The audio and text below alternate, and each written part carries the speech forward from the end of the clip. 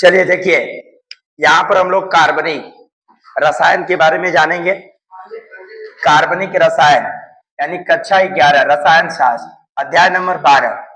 इसमें हम ये देखेंगे कि कार्बनिक रसायन कहते किसको है। तो कार्बनिक रसायन का मतलब जिसमें वैसे यौगिक जिसमें कार्बन मिला हुआ हो, जैसे कार्बन और हाइड्रोजन को मिलाने से CH बन गया तो एक कार्बनिक यौगिक है।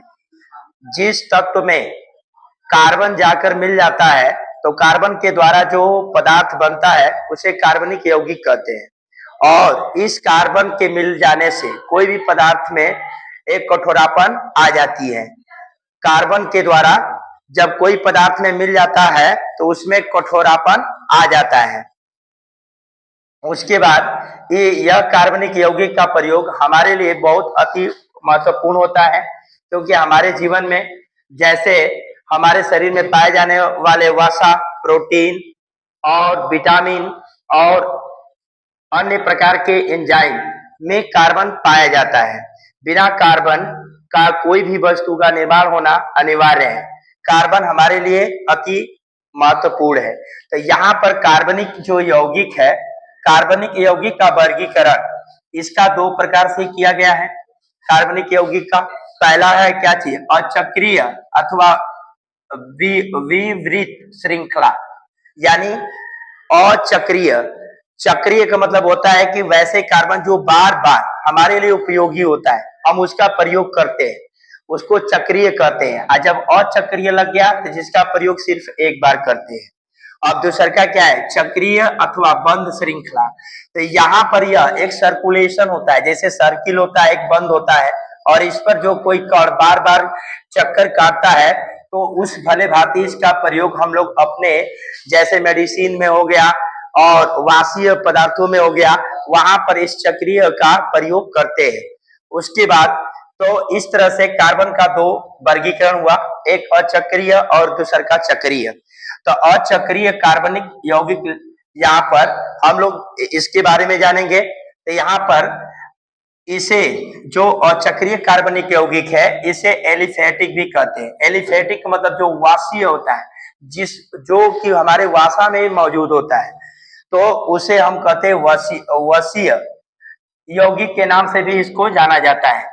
इसमें इसकी जो श्रृंखला होती है सीधा होता है या शाखित श्रृंखला के रूप में पाया जाता है। अब यहाँ पर लिखा गया है जैसे में कार्बन CH3 तो देखिए हाइड्रोजन के साथ यहाँ कार्बन मिला है, इसलिए कार्बनिक यौगिक है।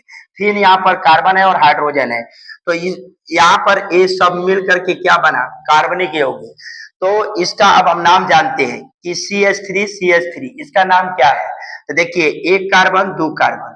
तो इसे जानने से पहले यहाँ पर आप थोड़ा सा इसे देखना आपके लिए बहुत इंपॉर्टेंट बन जाता है। देखिए जब कार्बन की संख्या एक हो तो इसको मेथ पढ़ते हैं, जब कार्बन की संख्या दो हो तो एथ पढ़ते हैं, जब तीन हो तो इसको प्रोप पढ़ते हैं, जब चार हो तो ब्यूट पढ़ते हैं, पांच है तो पेंट पढ़ते हैं, छह है तो हेक्स पढ़ते हैं, सात है तो हेप्ट पढ़ते हैं, आठ है तो ऑक्ट पढ़ते हैं, नौ है तो नोन पढ़ते हैं, 10 है तो डेक पढ़ते हैं। यह हमारा एक प्रकार से कार्बनिक यौगिक का शॉर्ट की है। इसके द्वारा हम इसे क्या करते हैं, पुकारते हैं और इसके नामकरण में हम जोड़ते हैं। तो यहाँ पर क्या है, इस तरह से एक कार्बन दो कार्बन, तो ए दो कार्बन है इसलिए एथेन हो गया। एथ दो कार्बन के लिए एथ। यहाँ पर हाइड्रोजन है वन बॉन्ड को एन कहते हैं, और डबल बॉन्ड को इन कहते हैं, और ट्रिपल बॉन्ड को आइन कहते हैं। अब यहाँ पर वन बॉन्ड में sp3 संकरण होता है, या टू बॉन्ड में पाई इसको बाई बॉन्ड बोलते हैं। और इसमें संकरण की बात करें तो इसमें sp2 इसको पाई बॉन्ड बोलते हैं, इसको सिग्मा बॉन्ड बोलते हैं। वन बॉन्ड को सिग्मा बॉन्ड और संकरण sp3 आप पढ़ते n है। और यहाँ डबल बॉन्ड को इन पढ़ते हैं, संकरण sp2, और इसमें बॉन्ड जो पाया जाता है पाई, यानी डबल बॉन्ड को पाई बॉन्ड के नाम से जानते हैं। अब यहाँ पर ट्रिपल बॉन्ड है तो ऊपर होता है पाई बॉन्ड, नीचे होता है पाई बॉन्ड, और बीच में होता है क्या चीज, सिग्मा बॉन्ड। बीच में होता है सिग्मा बॉन्ड। तो इसमें जो पाए जाने वाले संकरण sp होता है, इसमें पाए जाने वाला sp होता है। अब यहाँ पर इस तरह से, तो यहाँ पर कार्बन 2 था तो 8 और 1 बॉन्ड 8। अब यहाँ पर एक कार्बनिक यौगिक यहाँ पर भी दिया हुआ है, तो ये देखिए सीधा है, यहाँ पर सीधा, और यहाँ पर जो लगा हुआ प्रतिस्थापी इसको शाखा कहते हैं।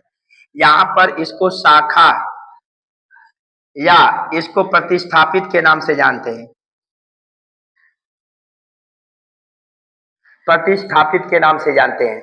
तो यहाँ पर कार्बन की ये जो सीधी कार्बन में जब एक शाखा CH3 लगा है तो हम इसका नामकरण ऐसे तरीका से इसकी गिनती करते हैं कि जो शाखा यहाँ पर जुड़ा है उसको कम नंबर मिले। तो देखिए हम इस तरह किए थे 1 2 3, यदि हम इधर से करते यानी हम दाएं से किए हैं तो इस शाखा को 2 नंबर मिला है। हम यदि बाएं से करते तो 1 2 3, तो इधर से भी कर सकते हैं, यानी इधर से भी 2 इधर से भी, यानी शाखा को कम से कम नंबर मिलना चाहिए। तो यहाँ पर 2 मिला तो इसका नाम हो गया 2 मेथिल, इसका नाम मेथ है तो मेथिल, क्योंकि कार्बन एक यहाँ पे है तो मेथिल। एक प्रतिस्थापी है और शाखा का स्थान लेता है।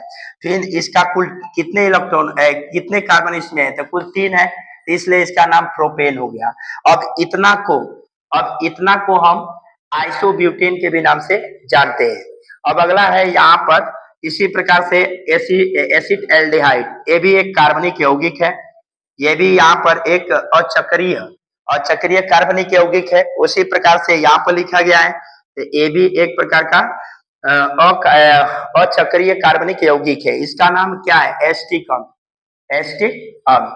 तो इस तरह से हम लोग अचक्रीय कार्बन के बारे में यहाँ पर जाने कि अचक्रीय कार्बन होता क्या है।